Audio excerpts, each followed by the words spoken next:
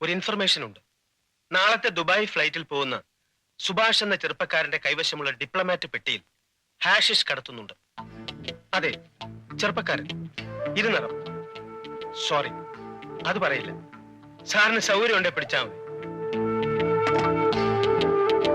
കോസ്റ്റായോ, ആ ചെറുക്കൻ ജാക്കിയുടെ പേര് തന്നെ പറയുവോ അതോ രണ്ടെണ്ണം കൊള്ളുമ്പം പ്ലേറ്റ് മാറ്റി നമ്മുടെ പേര് പറയൂ? കോശിച്ചായനെ കുറിച്ച് ശേഖരൻകുട്ടി എന്താ വിചാരിച്ചിരിക്കുന്നത്?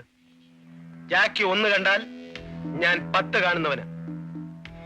നാളെ ഈ സമയത്ത് ജാക്കി ലോക്കപ്പിൽ കമ്പി എണ്ണിക്കൊണ്ടിരിക്കും.